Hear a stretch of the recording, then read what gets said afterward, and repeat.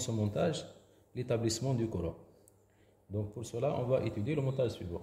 Un générateur de tension idéale, FM égale à 5,5 volts. Une bobine d'inductance L égale à 1 Henry, de résistance interne R égale à 13 ohms, mesurée à l'aide d'un multimètre. Un interrupteur, un dipolaristor, résistance variable, donc on a pris R égale à 100. Une diode à jonction, c'est pour éviter les étincelles de rupture au niveau de l'interrupteur, lors de l'ouverture de l'interrupteur.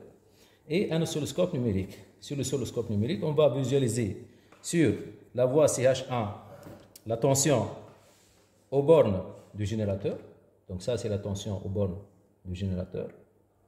Et sur la voie CH2, on va visualiser la tension aux bornes du dipôle résisteur. Donc ça, c'est la tension aux bornes du dipôle résisteur sur la voie CH2. Les réglages maintenant. Donc sur la voie CH1, donc couplage DC off, bien sans une fois inversé off, on ne va pas inverser. Le balayage vertical 1 volt par division sur la voie CH1. Sur la voie CH2 maintenant, couplage DC limite off, bien sans d'une fois inversé, non, on ne va pas inverser, la masse elle est commune entre le générateur et le dipôle résisteur. Balayage vertical 1 volt par division et la sensibilité horizontale, la base du temps, 5 millisecondes en appuyant sur Scale. Et la position horizontale, c'est pour choisir, si vous voulez, la position verticale, la position de 0. Donc ça, c'est l'axe des Y, l'origine, et donc là, l'origine pour les tensions. Maintenant, le trigger, faites attention, le trigger.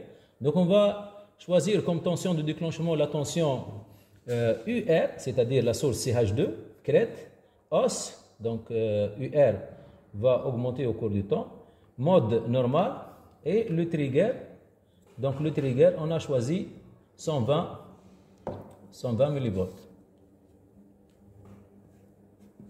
On va choisir 120 mV pour le trigger. Donc run stop, donc on va déclencher l'enregistrement. Au départ, on a choisi R égale à 100. Donc l'interrupteur sur la position 1 et on va commencer l'enregistrement. Donc là, vous remarquez très bien, la tension UR augmente au cours du temps et ça, c'est la tension aux bornes du générateur. La tension UR, sa limite UR max est différente, si vous voulez, de E. Faites attention. Donc UR max est égal à R fois I max qui est différente de E, puisque la bobine a une résistance interne, petit r, non nulle. Maintenant, si vous voulez visualiser la tension UB, comme on a déjà vu dans d'autres expériences, donc on peut utiliser le bouton mat. Le bouton mat, donc c'est la source A, canal 1, c'est-à-dire E. E moins UR est égal à UB, d'après la loi des mailles plutôt. Donc UB est égal à E moins UR. Donc voilà la tension aux bornes de la bobine.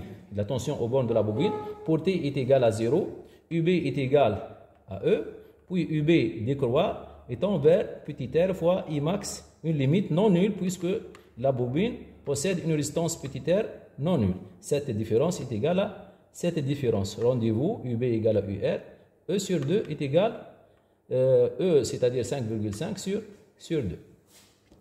Donc ça, c'est, si vous voulez, déterminer, voilà, visualiser la tension aux bornes de la bobine en utilisant le bouton mat. Maintenant, on va étudier l'influence de R sur l'établissement du courant. Donc R est égal à 100. Voilà. On va enregistrer storage sur la piste 1. Save. Voilà. Maintenant, on va choisir R est égal à 200. R est égal à 200. Donc, on va enregistrer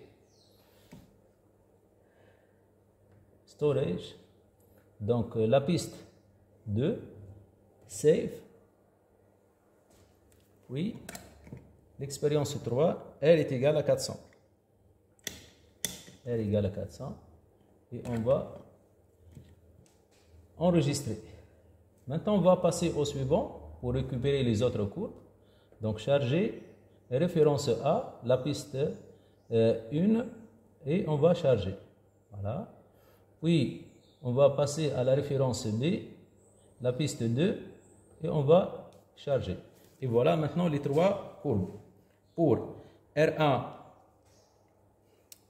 est égal 100, pour R2 est égal à 200, et pour R4 est égal à 400. Donc là, vous voyez l'influence de R sur la durée de l'établissement du Coran. Voilà. Merci pour votre attention.